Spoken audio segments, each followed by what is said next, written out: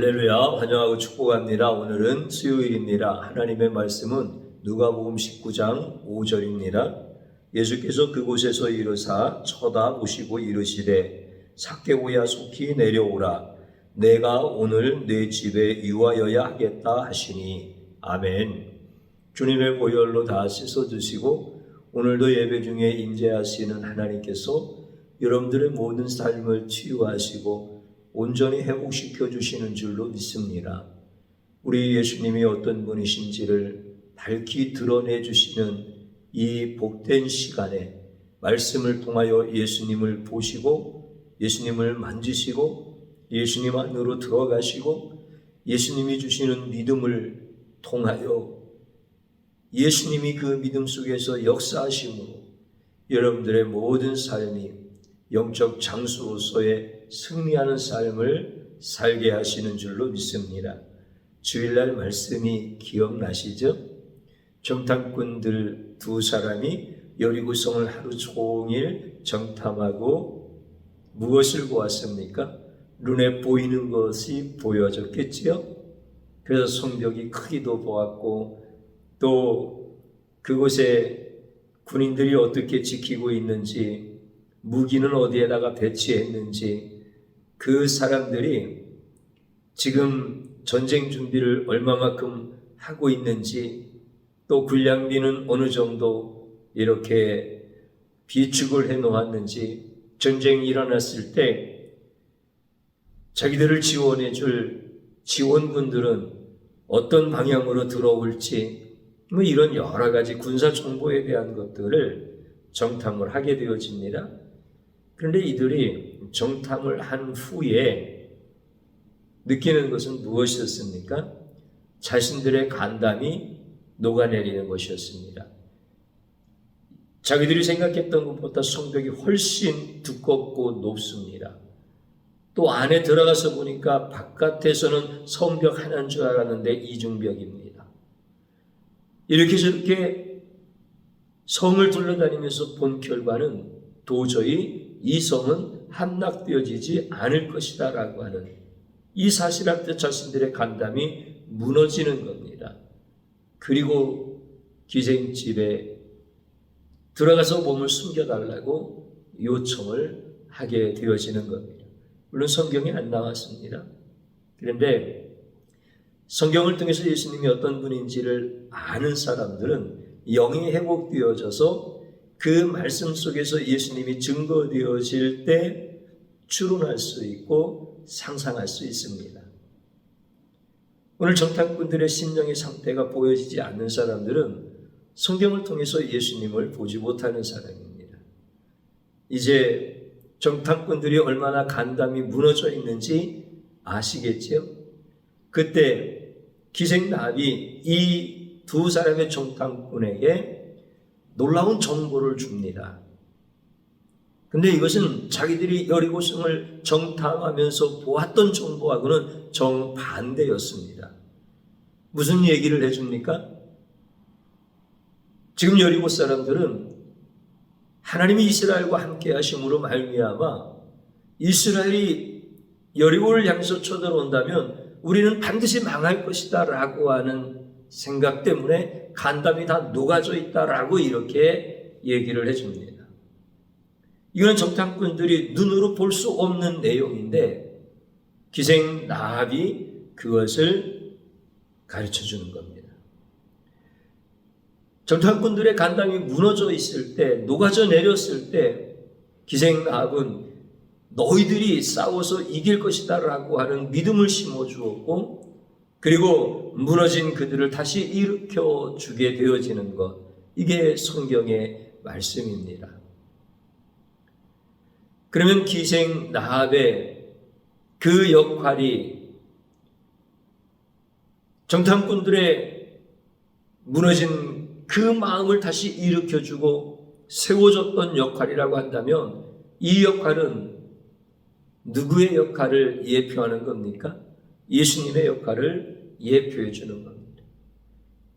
기생 나합이 하는 일은 장차 예수님이 오셔서 그렇게 하시는 일들을 예표하고 있는 거예요. 기생 나함만 그렇습니까? 모세가 하는 모든 일도, 아브라함이 하는 모든 일도, 요셉이 하는 모든 일들도, 다윗이 하는 모든 일들도 장차 오실 예수님이 이런 분이시고 이런 일들을 하실 거다라고 하는 것을 예표하는 것이 성경입니다. 그래서 성경을 이런 관점에서 보아야 예수님이 보이는 거고 예수님을 만나는 것이죠. 그러면 기생 나합이 장차 오실 예수님이 이런 분이시고 장차 오셔서 이런 일들을 하실 거다라고 하는 말씀으로 예표하신 이후 2000여 년이 지났을 때 예수님이 진짜 오시지 않습니까? 예수님이 갑자기 오시는 거 아닙니다. 다 계획이 있으십니다. 그래서 때가 되어졌을 때 오시는 거죠. 오셔서 오늘 성경에 있는 말씀은 어디를 지나가시는 겁니까? 그 여리고성을 지나가는 겁니다. 라합 시대에 라합이 살고 있었던, 그리고 그때 여리고성이 무너짐으로 말미암아 이스라엘 백성들이 여리고를 통과해서 가나안에 들어가는 그 놀라운 사건이 있었던 그 여리고를 예수님께서 지금 지나가시는 겁니다. 지나가시는데 거기 왜 예수님이 가시죠? 삭개오 만나려고. 그래서 오늘 삭개오를 예수님이 만났습니다. 예수님이 지나간다는 소식을 듣고 삭개오가 나무 꼭대기에 올라가서 지나가는 예수님을 보려고 했는데 예수님이 그 앞에 딱 머무시면서 삭개오야 내려오너라. 내가 오늘 너의 집에 유하여야 되겠다라고 말씀을 해주십니다. 삭개오는 세리장입니다. 예수님이 지금 삭개오를 만나러 여리고에 가신 것입니다. 그러면 왜 예수님이 이 세리장 삭개오를 만나러 가셨을까요? 내가 한번 여쭤볼까요? 첫 번째, 의인이라서 보고 싶으니까. 두 번째, 돈이 많아서 선교 후원금을 받으시려고. 세 번째, 삭개오의 마음, 삭개오의 간담이 다 무너져 내려서 그 영혼을, 사랑하시고 그 영혼을 다시 세워주시려고. 1, 2, 3번 중에서 어떤 겁니까? 예수님이 삭개오를 만나러 여리고 가셨는데 삭개오를 만나고 싶어하는 이유가 뭡니까? 세 번째입니다. 삭개오의 간담이 무너져 그 영혼은 죽어있는 영혼이요, 그 영혼은 희망이 없는 영혼이요. 그래서 예수님께서 그 영혼을 다시 살려내시고 그 영혼을 다시 세우시기 위하여 그곳에 가신 것입니다. 그래서 삭개오를 예수님이 만나시는 거예요. 왜 삭개오의 마음이 다 무너져 내렸을까요? 삭개오가 왜 간담이 다 녹아져 내렸을까요? 여리고 성벽이 있는 것도 아닌데 평범하게 지금 살고 있잖아요. 직업을 가지고. 그런데 삭개오는 세리장입니다.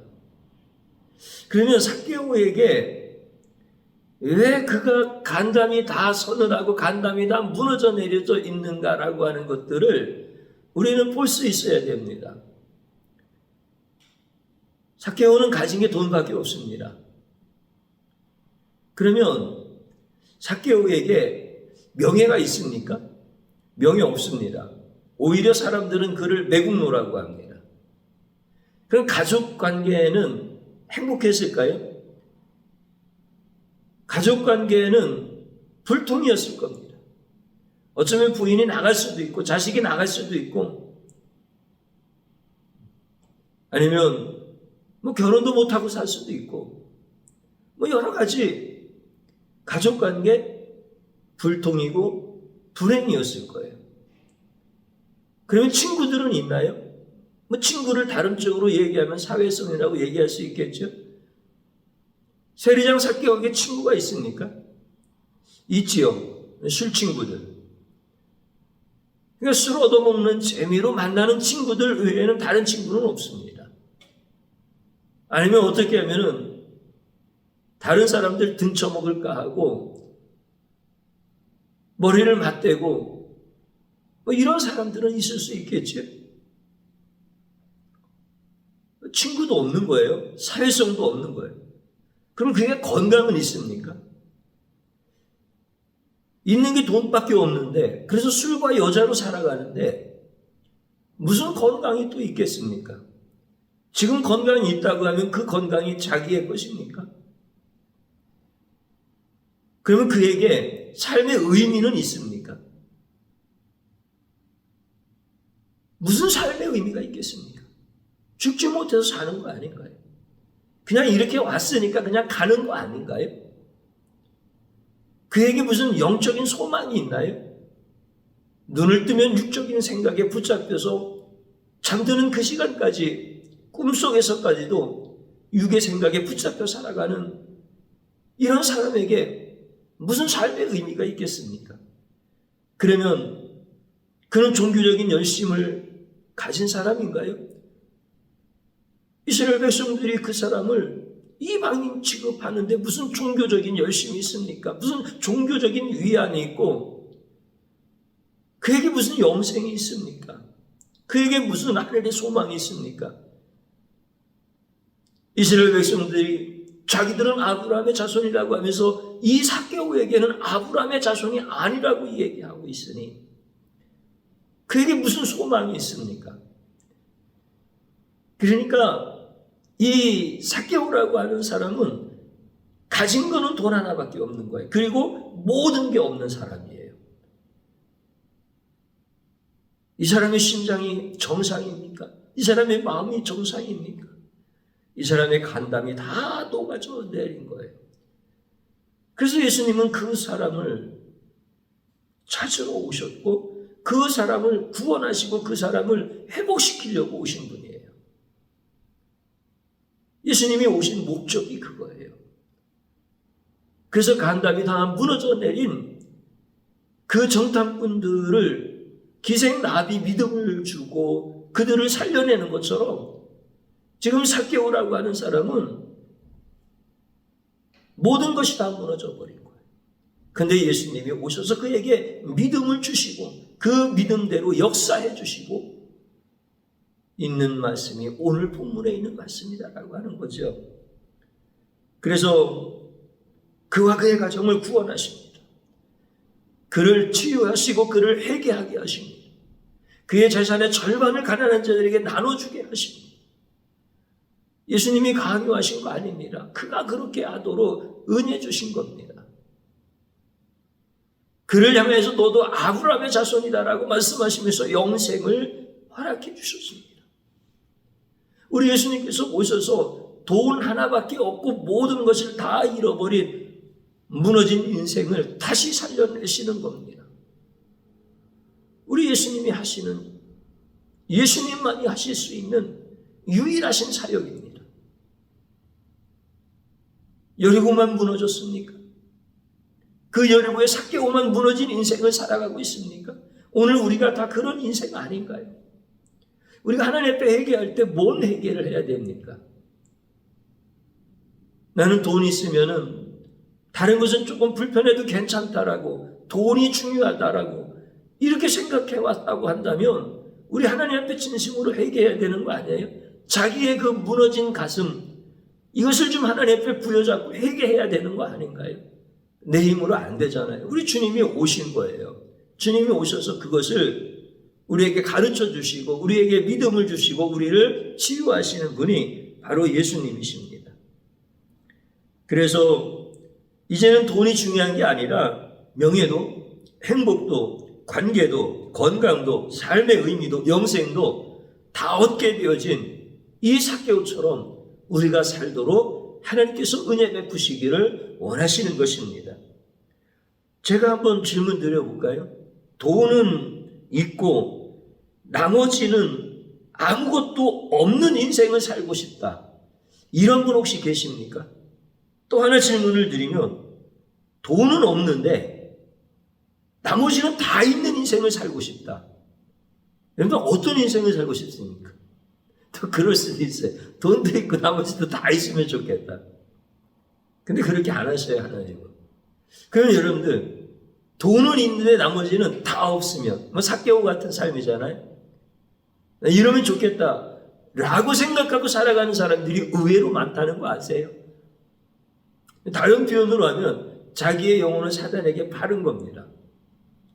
삭개오가 그런 겁니다. 근데 돈은 없는데 다른 것은 다 있는 인생을 살고 싶다라고 하면 이 인생은 우리 예수님께서 영혼을 다시 찾아오신 인생입니다. 우리는 돈은 좀 없어도 다른 것은 다 있는 인생을 살아야 됩니다. 그것을 사모해야 됩니다. 주님 앞에 다시 치유되고 회복되어진 이 영혼으로 살아가야 됩니다. 그러면 우리 예수님은 참 놀랍게 역사하시는데 돈은 쓸 만큼은 주십니다. 이건 제 말이 아니에요. 돈은 없는데 쓸 만큼은 주십니다. 먹을 것, 입을 것, 필요한 만큼 주십니다. 내가 생활하는데 필요한 만큼 주십니다. 내가 하나님 앞에 물질로 예물 드릴 수 있는 만큼 주십니다. 나는 돈은 없어도 모든 것이 다 있는 인생을 살고 싶다고 하는 이런 사람. 예수님은 그 사람을 원하시고 그 사람을 세워주길 원하시는 거예요. 그래서 돈은 있지만 모든 것을 다 잃어버린 그 삭개오의 영혼, 그 무너진 그 간담이 녹아져 내린 그 삭개오를 찾아가 주셔서 우리 예수님께서 그를 다시 세워주시는 거예요. 예수님을 만난 삭개오를 향해서 누가 매국노라고 하겠습니까? 예수님을 만난 삭개오를 향해서 누가 영생이 없는 아브라함 밖에 있는 사람이라고 얘기하겠습니까? 예수님을 만나면 모든 것을 다 잃게 하십니다. 오늘 우리는 이렇게 찾아오신 예수님을 거부하지 말아야 됩니다. 그분이 오셔서 쓰러진 나에게 믿음을 주시고 그 믿음대로 역사하시겠다고 우리 주님 그 애절하게 나에게 말씀하실 때 우리는 예수님을 거부하면 안 됩니다. 여러분, 정탐꾼이 기생 라합이 전해주는 그들이 볼 수 없었던 이야기를 거부했다면 그들은 죽는 겁니다. 그들은 망하는 겁니다. 오늘 예수님께서 우리에게 나는 볼 수 없는 것, 나는 계산할 수 없는 것, 근데 주님이 오셔서 나에게 말씀해 주실 때 그것을 보는 겁니다. 그것을 붙잡는 겁니다. 이게 신앙인입니다. 그래서 믿음이라고 하는 것은 내가 볼 수 없는 것을 보는 게 믿음이고 나의 간담이 다 녹아져 내렸지만 나를 다시금 강건케 치유하시고 회복하시는 그 은혜를 보는 게 믿음인 겁니다. 오늘 여러분들이 그런 가장 복된 삶을 살아갈 수 있기를 주님의 이름으로 축복합니다. 우리 주님이 오셨기 때문에 여러분들을 만나주시고 여러분들이 주님을 만질 수 있고 볼 수 있고 우리 주님이 여러분들을 이렇게 세우시는 그 놀라운 일로 인하여서 찬양하고 여러분들이 지금 어렵게 영적 싸움을 할 때 여러분들 방해하는 여러분들을 간단히 녹아지게 만드는 사단의 세력들과 해방자들이 오히려 자기들의 간담이 녹아지면서 다 도망가게 하시는 그래서 여러분들로 하여금 영적 싸움에서 승리하게 하시는 우리 예수님 그분을 찬양하고 그분 앞에 엎드리고 그분을 높여드릴 수 있는 이런 영적 장수가 바로 여러분들입니다. 저를 한번 따라서 해보시고 같이 기도하는 자리로 들어갑니다. 나는 돈은 많고 약간 불행한 것을 감수하여야 한다고 생각했습니다. 그러나 예수님이 없으면 아무것도 없음을 깨닫게 하시고 회개하게 하시니 감사합니다. 진심으로 하나님 앞에 회개하는 겁니다. 또 한번 따라서 하십시오. 나에게 찾아오셔서 구원하신 예수님을 찬양합니다. 나에게 찾아오셔서 모든 것을 잊게 하신 예수님을 찬양합니다. 주님 한번 부르고 기도하는 자리로 들어갑니다. 주여, 주님께서 나를 찾아오셔서 나의 간담이 무너진 그 현장에서 나에게 믿음을 주시고 나를 일으켜 주심을 감사합니다. 나는 예수님이 없어도 살 수 있는 것 같은 영성을 가지고 예수님보다 세상의 것들을 더 바라보고 사는, 예수님은 보이지 않는다고 내 눈에 보이는 것으로 모든 것을 계산하고 판단하는 악한 영성을 가진 자입니다. 주님 불쌍히 여기시고 긍휼히 여겨주셔서 우리 주님이 친히 나타나 주시지 아니하셨다면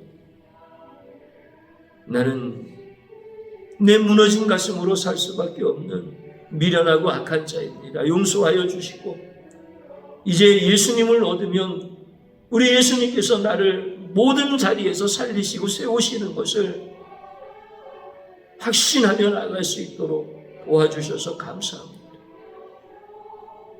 예수님께서 나에게 믿음을 주셨습니다. 예수님께서 내 안에서 믿음대로 역사해 주셨습니다. 주님을 찬양합니다. 주님을 높여드립니다. 이제 불안하고 두려운 인생, 누가 뭐라고 말하면 떨려서 아무 말도 하지 못하고 간담이 녹아져 내려 스스로 자기 자신을 너무 작게 여기고 자기 자신을 미워하고 원망하는 불행한 인생에서 나를 영적 장수로 세워주시고 예수님 이름 높여드리게 하시고 예수님을 찬양하게 하시고